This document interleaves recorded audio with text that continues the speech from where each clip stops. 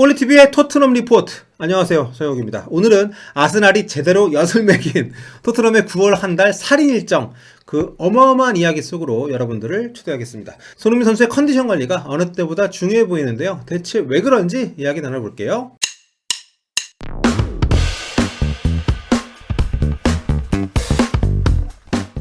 watford전 이후 토트넘은 이제 일주일 쉬고 프리미어리그 개막전을 치릅니다. 다음 주 일요일에서 월요일로 넘어가는 14일 0시 30분 에버튼과 경기를 하는데요. 그런데 이제 이 경기부터 그야말로 살인적인 일정이 이어집니다. 현지 일자 기준으로 일요일 에버튼 경기가 있고요.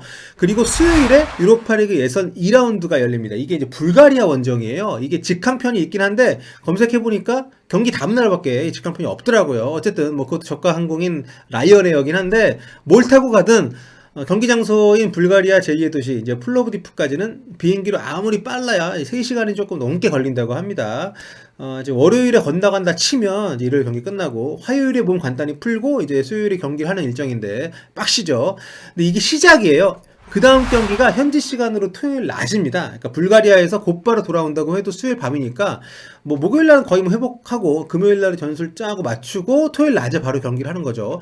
원정 경기니까 이제 하루 전에 이동을 해야 됩니다. 사우스햄튼까지. 쉴 시간이 별로 없을 거예요. 다행히 사우스햄튼이 차로 이제 2시간 정도 걸리는 가까운 곳이긴 합니다만 그래도 원정은 원정이니까 토트넘의 다음 프리미어리그 경기는 이제 26일 토요일 뉴캐슬과의 홈 경기입니다. 이제 문제는 그 사이에 무려 2경기가 더 있다는 거.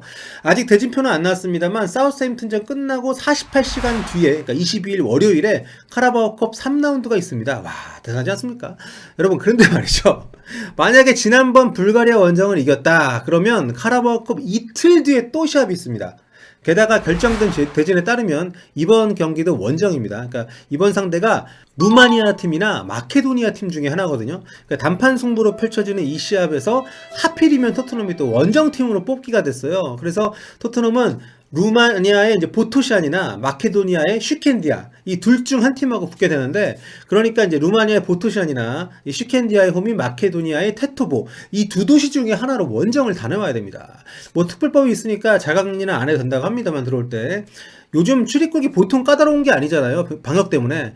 게다가 두 도시 모두 불가리아 때처럼 이제 수도지가 아닙니다. 그렇기 때문에 직항편이 별로 없고 탄다고 해도 비행시간만 해도 최소 3시간이 걸리는 도시예요. 하루 이동에만 절반 이상을 써야 되는 그런 도시인 거죠.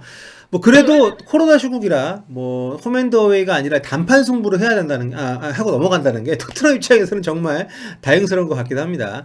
잠깐 중간 정리를 하면 그러니까 토트넘이 사우스햄튼전 끝나고 4일 동안 2경기를 더 치른다는 얘기입니다. 그것도 동유럽 원정을 한 경기를 포함을 해가지고 한마디로 이 2경기를 같은 스쿼드로 치르는 것은 사실상 불가능하다는 얘기죠. 그래서 아마 카라바오컵에는 2군을 내지 않을까 이렇게 생각이 되는데 물론 고민이 될 겁니다. 현실적으로 카라바오컵은 우승이 가능한 대회잖아요. 그렇기 때문에 버리기가 좀 쉽지가 않은 대회입니다. 포기하기에는 좀 아쉬움이 많은 대회예요. 그래서 제 생각에는 두 대회의 스쿼드를 적절히 나눠서 보낼 가능성도 조금 있지 않나. 무리뉴 감독이 좀 고민이 되겠죠. 정말 두 대회 약간 좀 섞어서 내보내느냐 아니면 유로파리그에 집중을 하느냐. 무리뉴 감독의 결단력이 요구되는 그런 일정입니다. 자, 유로파리그 다녀오면 또 목요일 회복 훈련하고 금요일날 이제 훈련하면서 상대 전술 분석하고 토요일에 곧바로 또 경기가 있습니다. 토요일 낮에 뉴캐슬과 홈에서 맞붙게 되는데요. 한국 시간으로는 토요일 밤 11시에 경기가 있습니다. 그리고 사흘 뒤인 화요일에 카라바오컵 4라운드가 있고요. 그리고 이틀 뒤인 목요일에 유로파리그 또 플레이오프 라운드가 있습니다. 그러니까 토트넘은 이거 원정 안 잡히길 정말 간절히 빌어야 될 것 같아요. 왜냐하면 금요일에 이 목요일날 플레이오프 라운드 치르고 나서 금요일에 하루 쉬고 토요일 낮 3시에 대망의 맨체스터 유나이티드 원정 경기가 있습니다. 이거 올트래포드 원정이거든요. 그러니까 일정이 정말 어마어마합니다. 그러니까 토트넘 입장에서 최악은 이거죠. 그러니까 유로파리그 플레이오프에서 지는 거. 그러니까 이 힘든 일정 감당하면서 유로파 2라운드 이기고 3라운드 이기고 했는데 플레이오프에서 지면 말짱 도루묵이거든. 유로파리그 본선에 못 나가는 거니까. 그래서 힘은 힘대로 빼고 또 이런 피폐해진 몸과 마음의 상태를 갖고 또 메뉴 원정을 가야 되는 거니까 아무튼 이 토트넘 입장에서는 플레이오프까지 올라가게 되면 무조건 잡고 매니저에 가야 되는 뭐 그런 상황입니다.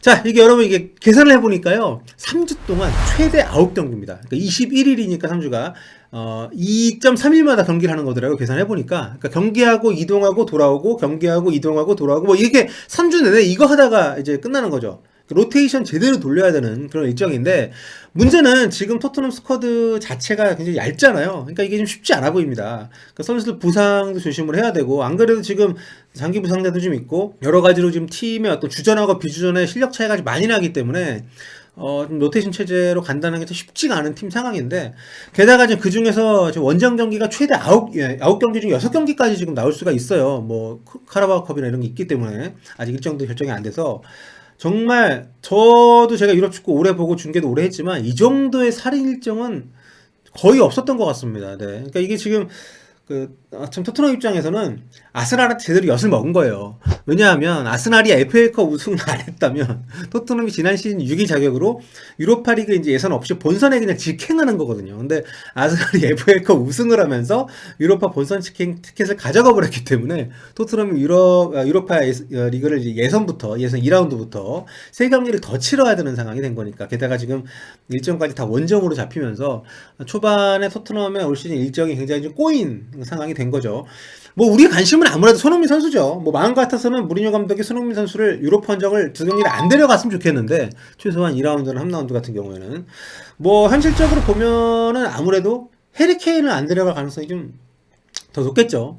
뭐 아낀다 뭐 그렇다기보다는, 해리 케인 같은 경우는 이제 9월 초에 A매치 소집이 돼서 북유럽 원정 다녀오잖아요. 그렇기 때문에 이 뭐 한 경기나 2경기는 이제 뛸 가능성이 있고, 그렇다면 아무래도 체력적인 부분이나 이런 걸 봤을 때 상대적으로 해리 케인을 좀 더 배려를 할 수가 있는 상황인 거고, 그래서 저는 지금 토트넘이 빨리 그 백업 스트라이커를 영입을 해야 된다고 생각을 해요. 뭐 지금 현실적으로 프리시즌도 그렇습니다만 무리뉴 감독이 현재 스쿼드에서는 그 넘버 1 원톱을 해리 케인, 넘버 2 원톱을 손흥민으로 보고 있잖아. 그러니까 이 빡센 그 21일 동안 9경기에 손흥민 선수가 7, 8경기를 뛰어야 되는 상황이 올 수도 있기 때문에, 선발로 그런 상황이 오지 않으려면 지금 뭐 이적 마감은 10월 5일이라고 합니다만 최대한 이 백업 스트라이커를 빨리 좀 영입을 해야 되지 않나.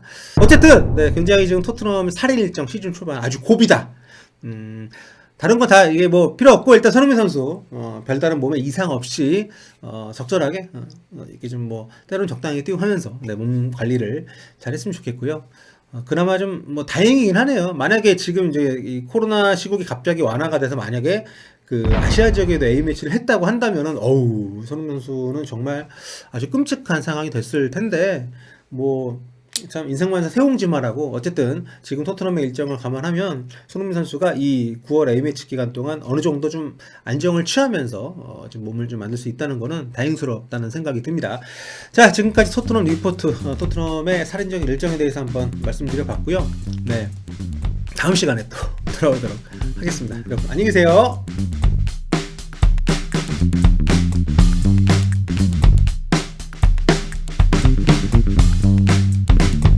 Thank you.